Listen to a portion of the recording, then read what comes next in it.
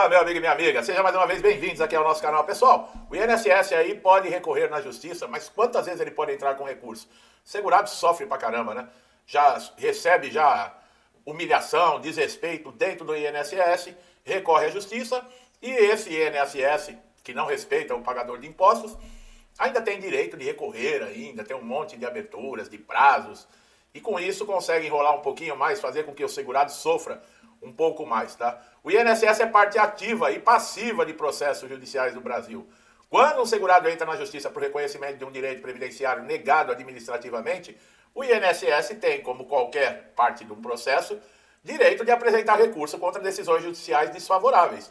Porém, é importante entender quantas vezes o INSS pode recorrer e quais são os limites legais para isso, tá? No sistema jurídico, ele prevê uma sequência de recursos cabíveis, mas não permite recursos infinitos. Em regra, o INSS pode apresentar tantos recursos quanto foram previstos na legislação processual, desde que haja fundamento jurídico válido e dentro de prazos legais. Isso significa que o número de recursos não é ilimitado, mas segue etapas específicas. O problema é que o segurado muitas vezes está com pressa, porque precisa de uma decisão, de uma sentença, que vamos aí supor que seja favorável, para que comece a ter recursos, comece a ter renda.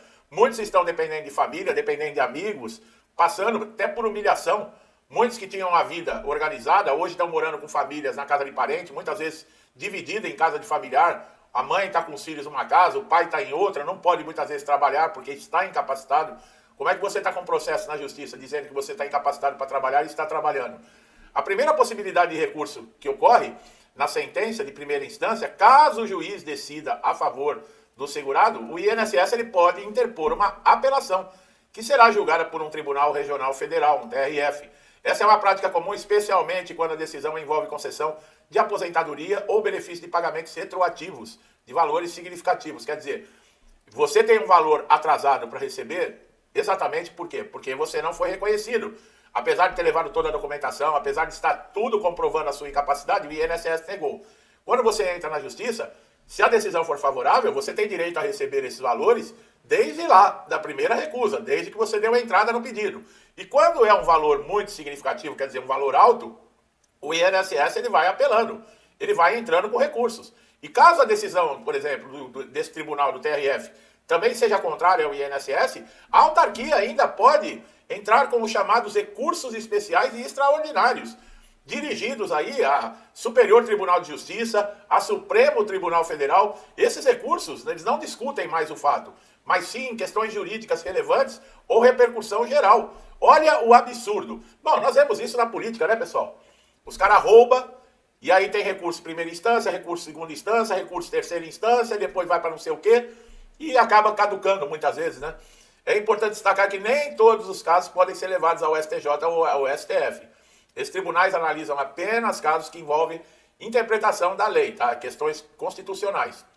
Assim, muitos processos são encerrados dentro do próprio tribunal após uma análise da pedação. Outro recurso do INSS é os embargos de declaração, que servem para esclarecer contradições, omissões ou obscuridades da decisão judicial. Embora não altere o mérito da decisão, ele pode ser usado como estratégia para postergar, quer dizer, para enrolar a conclusão do processo ou abrir caminho para outros recursos. É um absurdo. E se fala em justiça aqui no Brasil, né? Nós estamos vendo a justiça, né? Os aposentados, pessoal do INSS que foi roubado, que essas associações e sindicatos que apareceram aí, isso é roubo. Eles estão falando que isso é crise. A imprensa imunda, suja, fala, é a crise do INSS. Estão mudando o nome de roubo, de safadeza, de pilantragem para crise. Vocês sabem por quê, né? Porque isso afeta quem paga milhões para essa mídia nojenta ficar enganando todo mundo, né? É por isso que eles passam um paninho.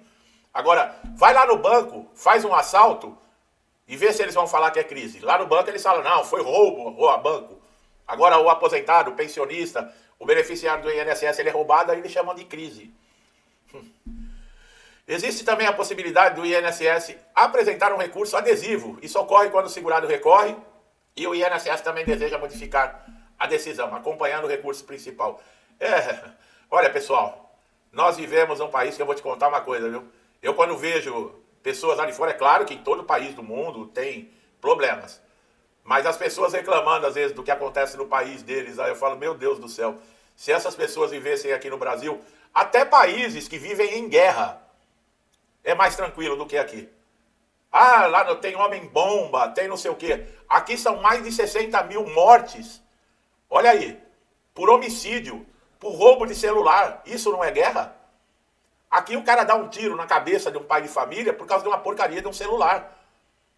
Aqui se mata sorrindo. Facções criminosas. Os caras falam de terrorismo, não sei, nos lugares aí do mundo. O que são as facções criminosas aqui no Brasil? Que não podem levar outro nome que não sejam terroristas? E é brincadeira. E tem gente que aplaude isso. Aqui no canal tem gente que é favorável a esse tipo de coisa, que aplaude as vítimas da sociedade. Quer dizer, você aí estudou, ralou, colocou horas e horas, por exemplo, para conseguir passar num concurso, para conseguir se formar numa faculdade, trabalhando de dia, estudando à noite. Hoje você ganha um saláriozinho razoável, tem a sua profissão, tem o seu carro, tem a sua casa. Você é considerado aproveitador de pobre.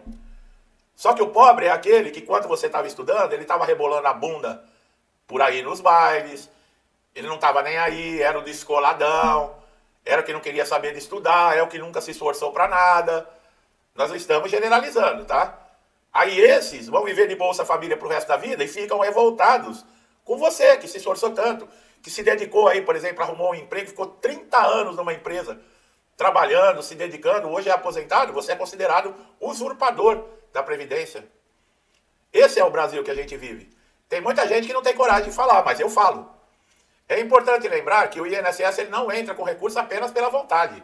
Os seus procuradores eles são obrigados a seguir diretrizes, tá, da Advocacia Geral da União, que pode determinar uma interposição de recurso em determinadas matérias e suspender contestações em outras. Olha aí. Pessoal, é o que eu falo, é uma piada, tá? É possível que o INSS também recorra em várias etapas do processo, cada recurso depende. Muitas vezes o INSS sabe que a causa é perdida, que eles vão ter que pagar, vão ter que implantar o benefício, mas só por maldade. E o pior de tudo, quem paga os advogados do INSS somos nós. Você que está lá batalhando na justiça para comprovar que você foi injustiçado, que os seus direitos não foram reconhecidos, é você que paga esses advogados para irem lá falar que você é mentiroso. Você sabia disso? Quando é que o povo brasileiro vai entender que o governo não faz dinheiro?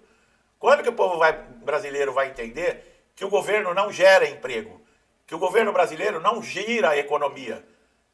São empresas, são trabalhadores que fazem isso. Quem dá emprego não é o governo, quem dá emprego é um patrão. Entendeu? Quando é que vai entender isso? Quando muita gente que não tem, sabe, discernimento vai entender que quando um político rouba, ele não está roubando o dinheiro que é lá do país, ele está roubando o dinheiro, seu otário, que você pagou para comprar um alimento, que você pagou para pôr uma gasolina. Entendeu? Quando você vai entender isso? E quando ele rouba esse dinheiro dos seus impostos que falta para alguma coisa, eles aumentam ainda o imposto que você tem para pagar para cobrir o buraco que eles fizeram. Será que é difícil entender?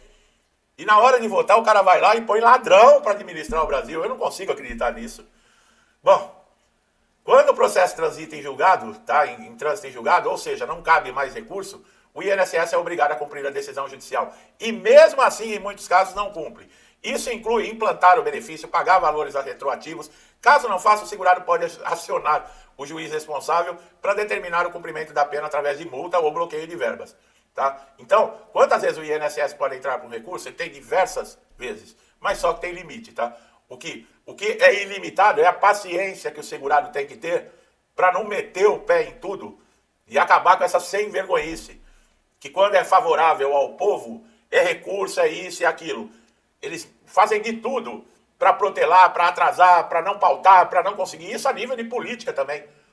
Agora, quando é a favor deles, que é aumento, que é para roubar, que é para meter a mão, por que não foi feita? Já tinha sido avisado que estava sendo roubado o pessoal do INSS através de sindicatos e associações desde 2023. Por que não fizeram nada desde 2023? Porque são parte do roubo. Porque estavam levando dinheiro também. Agora, a cara de pau, eu não sabia de nada. É culpa do ciclano, é culpa do fulano. Como sempre, né? O chefão lá nunca sabe de nada, né? Bom, o sistema de recursos é para garantir o contraditório e a autodefesa. Isso é uma piada para inglês ver aqui no Brasil. Autodefesa, tá certo. Mas deve ser usado com responsabilidade. Quando bem aplicado, essas ferramentas protegem o interesse público, não sei aonde. Evitam decisões injustas, Quando usadas em excesso, geram morosidade, comprometem a dignidade do segurado. É isso, pessoal. Infelizmente é isso. Sabe, nós temos a justiça que garante aí, muitas vezes, reverter uma decisão que foi injusta, que foi abrupta do INSS, uma decisão sem pé nem cabeça, mas infelizmente a justiça também aqui é aquilo, né? Nós vemos aí os ladrões do mensalão, do petrolão, de correio, de tudo. Não tem um preso da Lava Jato. Enquanto isso, tem mulher aí pegando 14 anos porque escreveu com batom numa estátua. Senhorinhas com Bíblia. Gente morrendo. Gente que nunca pisou numa delegacia porque estava lá constitucionalmente reivindicando, se manifestando. Isso está escrito na Constituição. É constitucional você se manifestar. Ninguém é a favor de quebra-quebra. Então o que façam? Pega quem quebrou e ponha, sabe, a lei em cima. Agora tem gente que estava ali que não quebrou nada e está lá na cadeia. Idosos, crianças, tá? E ninguém fala nada, infelizmente, tá? A justiça aqui no Brasil também, ela depende para quem é. Por que político não fica preso? Por quê? E por que o cara que rouba o sabonete pega a cadeia? Político que roubou milhões, confessou, devolveu o dinheiro, está solto. Um Sérgio Cabral da vida. E o cara que roubou um sabonete lá no mercadinho que a polícia prendeu, que a polícia levou para a delegacia, esse fica preso. Esse a lei é dura em cima dele. Agora um cara com 400 anos de cadeia, comprovadamente um sem vergonha safado, tá lá na cobertura de frente ao mar e ainda fazendo live. E um bando de idiota curtindo a live. Esse é o nosso Brasil, né, pessoal? Bom, se você gostou do meu trabalho aqui, não deixe de se inscrever no canal, ativar o sininho de notificação para você ser sempre beneficiado com os nossos novos conteúdos, tá? Meu amigo e minha amiga, que sempre me incentiva a estar aqui todos os dias, meu muito obrigado, que Deus abençoe a casa, a vida, a família de vocês, com muita paz, saúde, prosperidade, alegria, harmonia, tudo de bom, tá, pessoal? Tudo que eu desejo para mim e para minha família, eu lhes desejo em dobro. Deixo um forte abraço e até os próximos vídeos.